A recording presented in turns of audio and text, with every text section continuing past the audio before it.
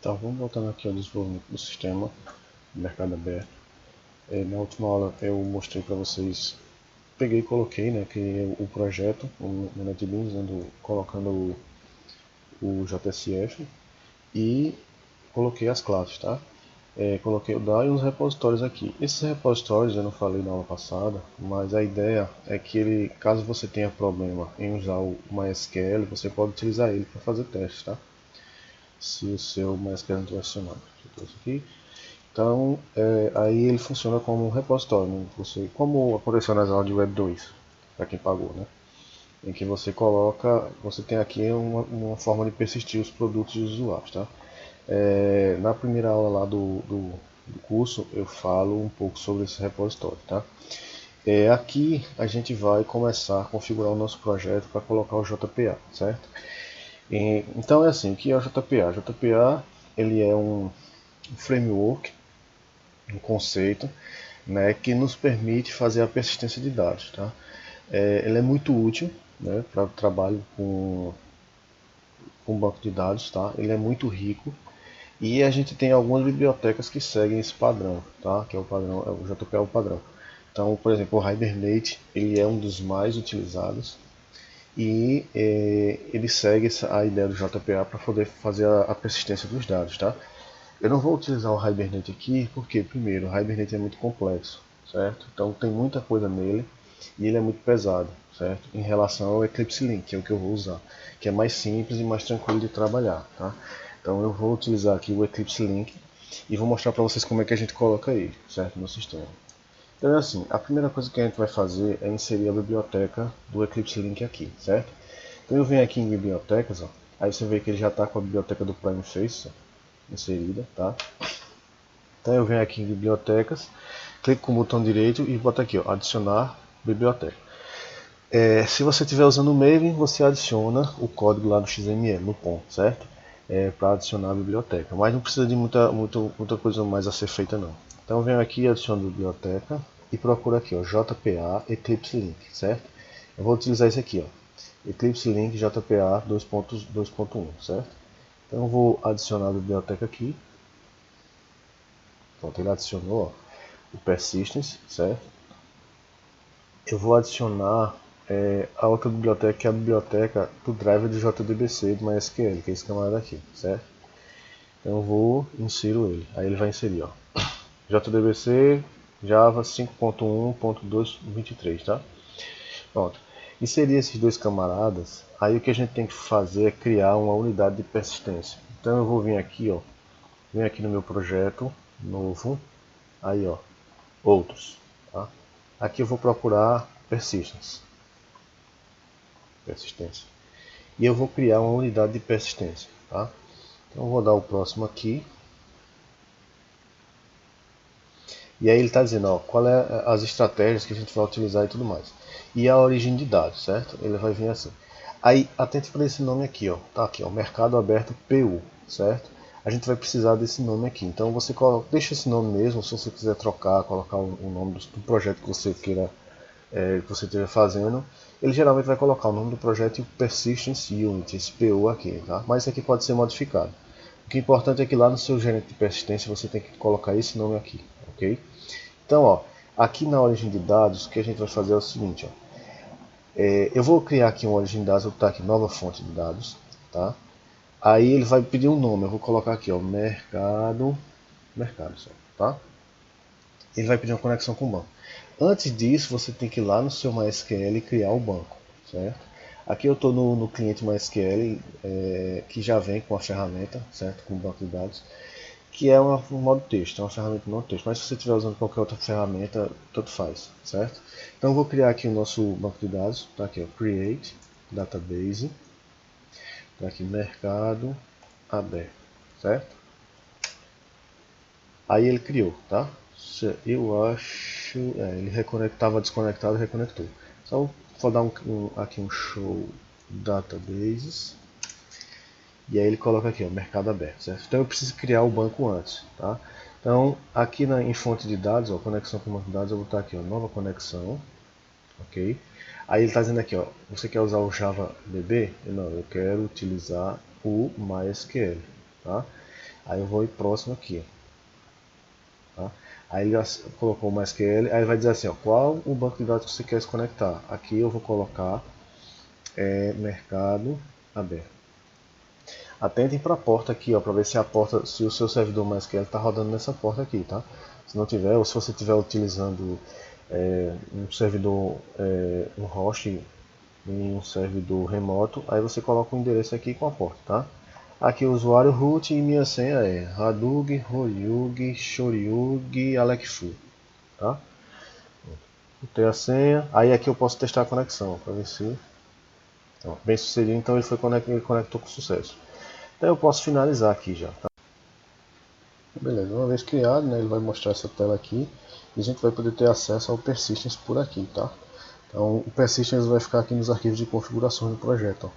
Se eu fechar aqui, ele vai estar lá embaixo, tá? E aí você pode acessar ele e fazer modificações aqui, tá? Esse é o código XML do Persistence. E a gente está usando esse camarada aqui que é o JTA, certo? Que ele faz toda a transação por trás, mas ele dá muita bronca quando você muda projeto de local, essas coisas, tá?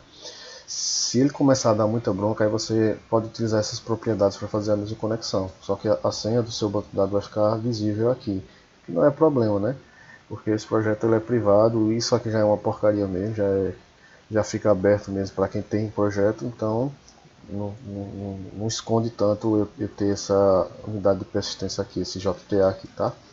Então assim, se funcionar assim, beleza. Se não funcionar, se der problema, ele não deixar criar, você pode vir aqui em serviços e tentar remover essa conexão aqui, ó, que ela fica aqui, tá vendo? Então ele não permite ter duas conexões do mesmo banco de dados aqui. Então quando você tenta criar outra para mercado aberto, ele dá erro. Aí você exclui esse camarada aqui, ó, e aí tenta de novo, certo? Mas eu não vou fazer isso não agora não, porque está funcionando, ok? Então é isso. Uma vez feito isso, aí, sim, sempre falar mais uma coisa. Essa unidade de persistência aqui é uma das formas de fazer a conexão, tá? A outra forma é utilizando anotações aqui no seu gerente de persistência. Então você pode criar aqui um bloco estático e fazer toda a configuração, certo? Utilizando a classe persistence. Mas eu não gosto de fazer assim, eu prefiro deixar ele lá no XML, porque aqui eu acabo especializando para o projeto, ok? Então quanto mais coisas você for utilizando, aí você vai organizando aqui no seu JPA, seu persistência, certo? E aqui você deixa essa classe mais genérica possível. Lembra o seguinte, aquele nome que a gente tem lá no nosso gerente de persistência, na unidade de persistência, que é esse camarada aqui, ele tem que ser colocado aqui, certo? Quando tem aqui, ó, Persistence Create Entity Manage Factory, você vai colocar o nome que tem lá aqui. Se mudar o nome lá, tem que mudar aqui, ok? Então é isso. Agora o que a gente vai fazer é configurar as nossas classes, tá? Então eu vou fazer a configuração inicial aqui, para não deixar o vídeo muito longo, eu vou fazer só o inicial aqui no nosso produto, e vocês tentam fazer na classe de usuário, certo? A mesma configuração. Então é assim, ó, a gente vai utilizar o que a gente chama de anotação, certo? Eu não sei se vocês sabem o que é uma anotação, mas por hora eu vou dizer assim, anotação é um recurso Java que permite nós inserirmos configurações em uma classe, tá? Então as bibliotecas, os frameworks, eles usam essas anotações para configurar os objetos, certo? Ou para configurar, para fazer configurações, tá? Para que ele possa fazer o gerenciamento por trás. Sem as anotações, a gente teria que criar, nós teríamos que criar vários arquivos XML para cada classe dessa, fazendo essas configurações para o JPA, ok? Mas, como isso é um pouco chato de fazer, eu prefiro colocar ela aqui. Qual é o problema disso? É a questão da especialização da classe. Então, quando eu coloco uma anotação aqui, que ele é especificamente para um framework, eu basicamente estou dizendo que eu vou utilizar somente esse framework. Nada impede que eu possa simplesmente parar de usar o framework e deixar as anotações aí sem problema, certo? Simplesmente abandonar o framework e deixar as anotações. Isso não influencia no objeto da classe em si. Porém, a escrita dela ela ainda vai ficar especializada. Tá? É por isso que eu não coloco anotações do JSF aqui, tá? Para não especializar ainda mais a nossa classe. Porque a ideia é, uma vez que a gente cria um componente como um model, a gente poder portar ele para qualquer projeto, certo? Sem muita dificuldade. Se a gente especializa, utilizando as anotações aqui, o que a gente está fazendo é especializando para o JPA. E se a gente não quiser usar o JPA do outro lado, ou em outro lugar que a gente só portar esse modo, então a gente vai ter que remover esses camaradas, essas anotações. Então beleza, vamos começar com a primeira anotação, tá? Então toda classe que ela for virar uma tabela, a gente pode utilizar o @entity, tá? Então ó, eu dou um Ctrl espaço aqui, porque eu vou precisar desse entity aqui, ó, javax.persistence, tá? Então eu vou inserir ele aqui, e à medida que eu vou inserindo, né, e o JPA quando for executar, ele automaticamente entende que isso aqui, ele vai pegar todas essas anotações e vai entender que isso aqui ele é uma tabela lá na base de dados. Aqui no nosso persistence, ó, eu coloquei a estratégia criar. Então isso significa que a primeira vez que o JPA executar, ou seja, quando eu for fazer uma inserção, ele vai criar as tabelas para mim, então eu não preciso me preocupar com isso. Então se eu fizer aqui ó, um use mercado aberto, lá no banco de dados, e eu der aqui ó, um show tables, ele vai mostrar que está vazio, certo? Mas quando eu executar o JPA, o que ele vai fazer é pegar esse esquema que eu estou desenhando aqui, criar as tabelas para mim, e depois ele vai e faz a persistência o que você quiser. Se você quiser colocar criar e eliminar, o que vai acontecer? Ele simplesmente vai, toda vez que executar, remover todos os dados que você tinha na tabela e começar tudo de novo, certo? Então isso não é uma boa estratégia. Vou botar o criar, que assim ele cria a base de dados e deixa lá criado. E ele só vai fazer a alteração nessa base, só vai deletar essa base, se eu fizer alterações na classe aqui, como por exemplo colocar um novo atributo, beleza? Então ó, eu estou dizendo aqui que ele é uma entidade, certo?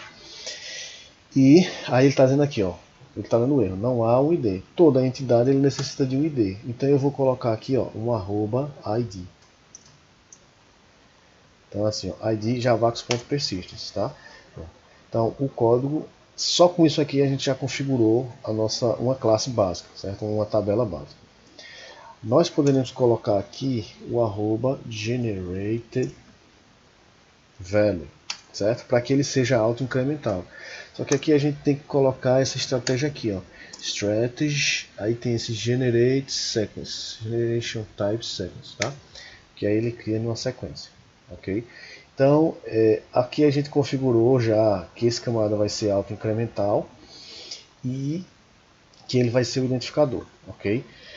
Uma outra coisa que a gente pode fazer é o seguinte: todos esses strings aqui, ó, elas vão ser colocadas como varchar lá no seu banco de dados quando ele criar.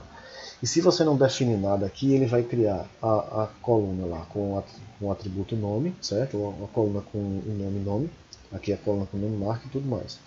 Vai criar ela podendo ser nula, vai criar ela não sendo única, vai criar todos os padrões, né? E um tamanho varchar de 255, certo? 255, acho que é 255. Então tudo isso a gente pode modificar aqui, certo? Fazendo o seguinte, ó, botando o @column. Cadê o @column?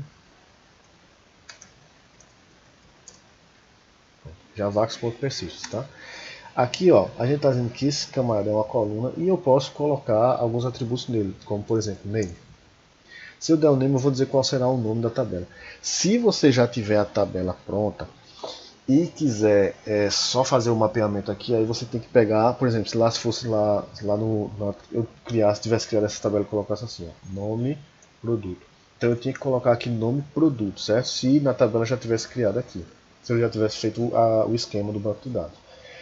Então nesse caso eu teria que fazer esse mapeamento, botar nome produto para que ele reconhecesse que aquela coluna nome produto seria nome aqui. Como eu não estou criando, se eu botar isso aqui, ele vai criar uma tabela, uma coluna com o nome produto.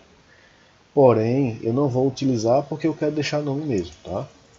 Mas, por exemplo, se eu quiser que ele seja lá, que ele tenha um tamanho definido, eu posso colocar aqui length. Então eu vou colocar aqui length 70. Aí ele vai colocar 70 caracteres por nome. Eu posso colocar dizendo aqui que ele é único.